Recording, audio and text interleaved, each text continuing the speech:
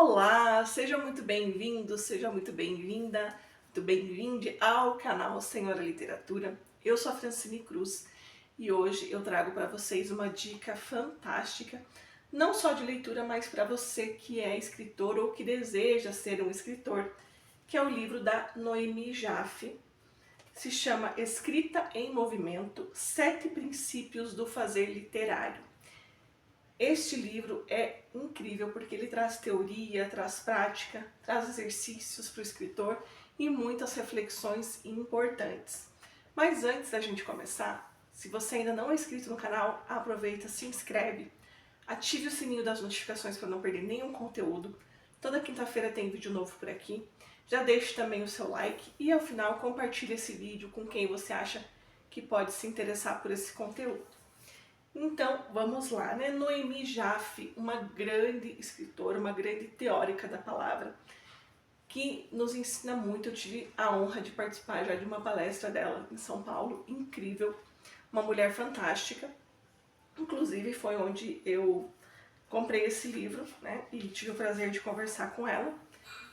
E a Noemi, então, ela é essa pessoa que trabalha com a palavra, né? E reflete muito sobre isso. Então, aqui no livro, ela traz, já na apresentação e na introdução, algumas referências que vão nos fazer pensar um pouquinho, né? Então, ela começa falando que, ao longo desse livro, você vai encontrar alguns princípios essenciais para quem deseja abraçar a ficção, né, a escrita de ficção. Então, são princípios no sentido de serem disposições mentais para a reflexão e a prática da escrita ficcional, fundamentos que ajudam a regular e sintonizar a escrita para que ela não repita os vícios da linguagem funcional e informativa e possa se entregar à imaginação. Então, né, o texto ficcional tem as suas diferenças de um texto informativo, de um texto numa outra linguagem mais funcional, né?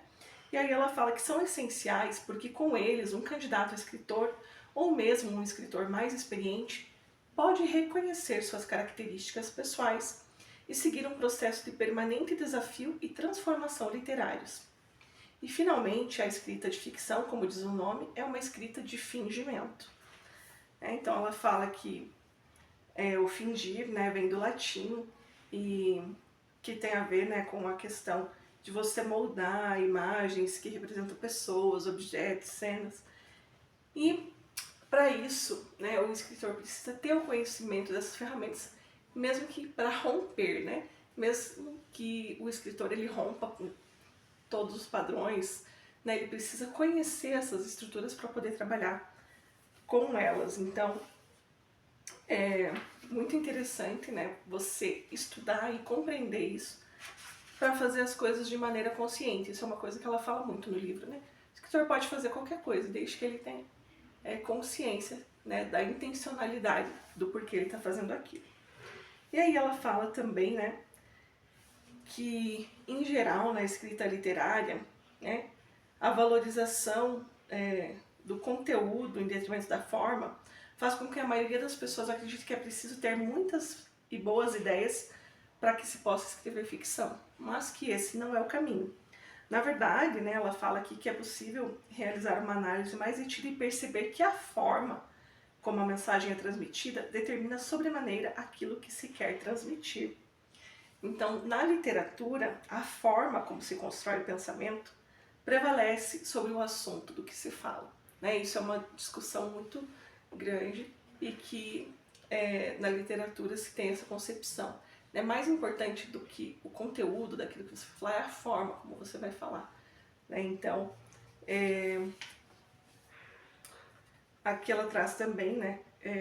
É tão ou mais importante do que o que se diz é como se localiza a marca autoral de um escritor nesse texto.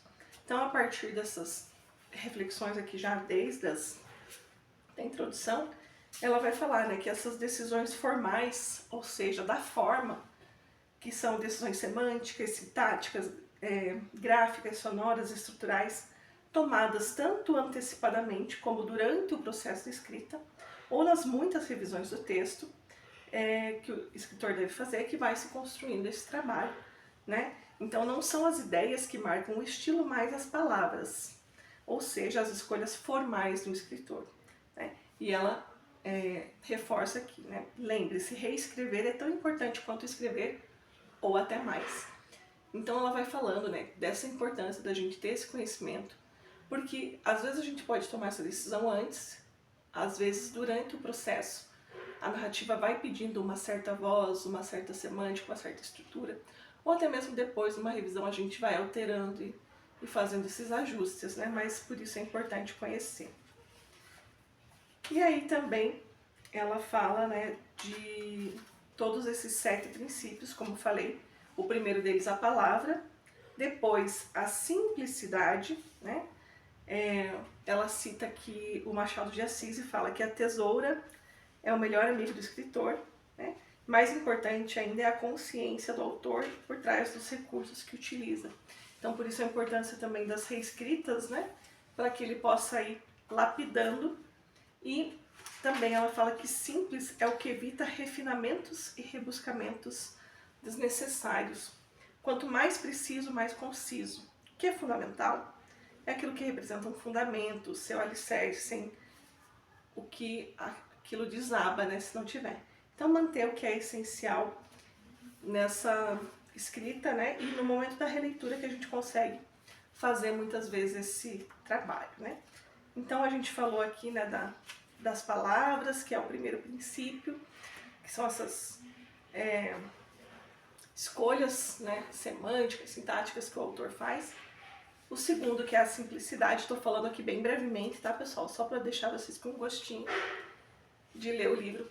O terceiro princípio, ela fala da consciência narrativa. Então, as intenções do autor não são relevantes para o leitor, né, ou para quem vai analisar a obra, né, mas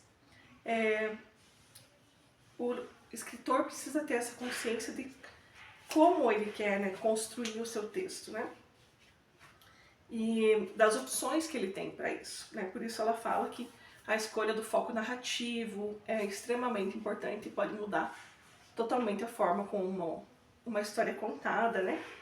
E também ela dá alguns exemplos aqui, por exemplo, do Dom Casmurro, né, que o narrador é o protagonista e por isso é um narrador não confiável, né, e faz toda a diferença na história.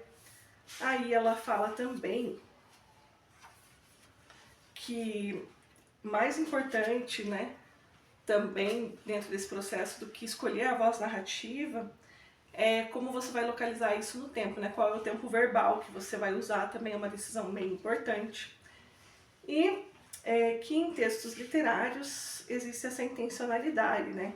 Então, a gente tem aí diversas opções semânticas, gramaticais, que vão impactar diretamente na compreensão do todo de uma forma poderosa e logo devem ser bem pensadas. Então, por isso, a gente tem que conhecer e ter essa consciência, né? Depois ela vai falar da originalidade, né? Que é a voz do escritor. E ela fala que muitas vezes a gente pensa que para ser original tem que inventar coisas mirabolantes, né?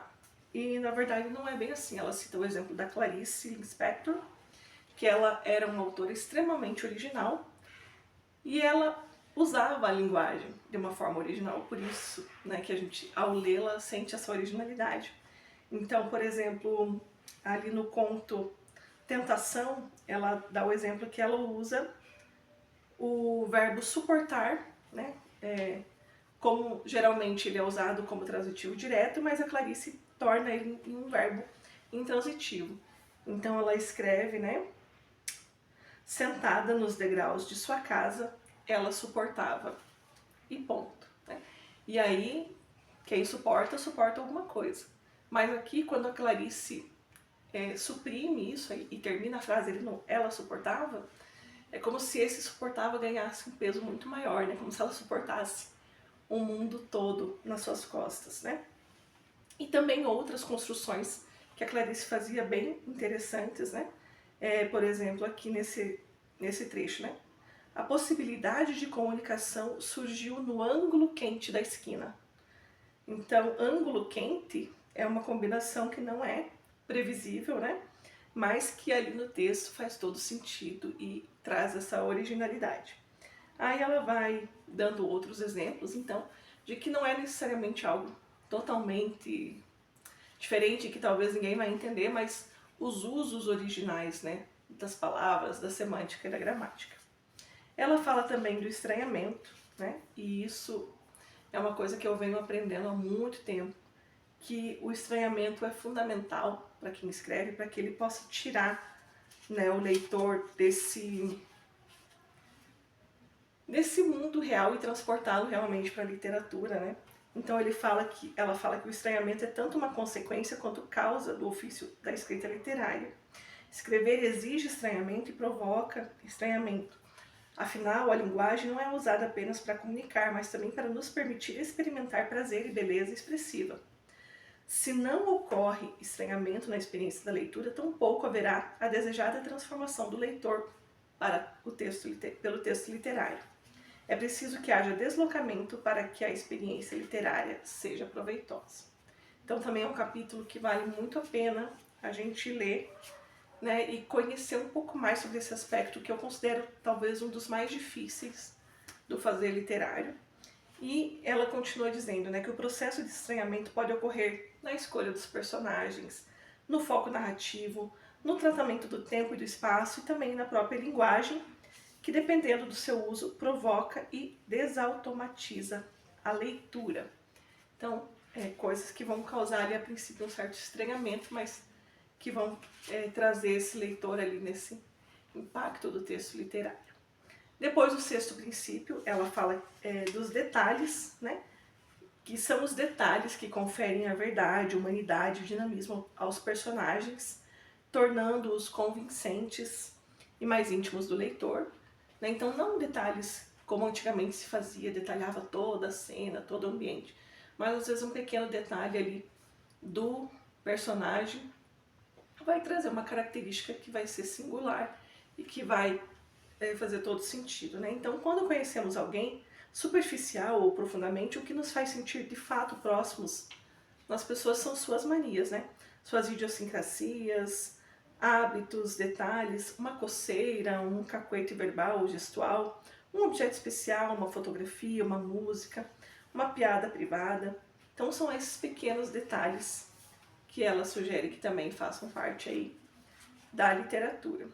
E por último, o princípio número 7, que é o princípio da experimentação.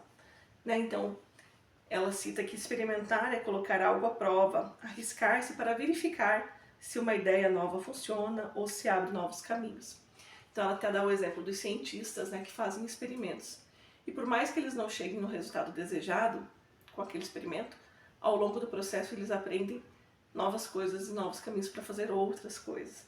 E assim é com a escrita literária. Pode ser que você experimente alguma coisa e a princípio não dê certo, mas com certeza aquela experiência vai te ajudar em outros momentos, né, em crescimento para outras situações. E ela fala também que não tem como o escritor ter o controle, né, de cada recurso que ele utiliza, né, cada tentativa de construção nova ou cada experiência.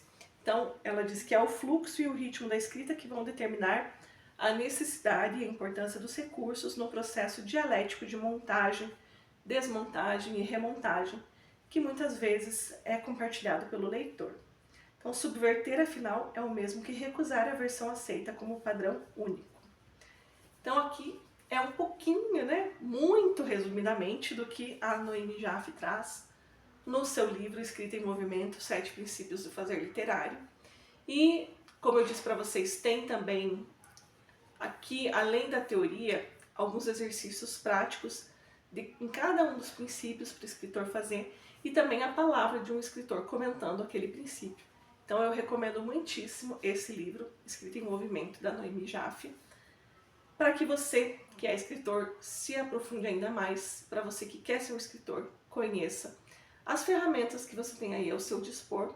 E como ela disse, obviamente, né, não é possível que o escritor pense em tudo quando ele está escrevendo, mas no processo de reescrita, muitas vezes ele vai reelaborando, né, numa revisão, vai se reorganizando, e quanto mais ele conhecer, mais consciência ele tem, mais ele pode subverter essas ferramentas. Tá bom? Espero que vocês tenham gostado, deixem o seu curtir Se ainda não é inscrito no canal, se inscrevam para não perder nenhum conteúdo. Semana que vem tem mais. E deixem também os seus comentários sobre o livro da Noemi Jaffe. Um abraço e até mais. Tchau, tchau.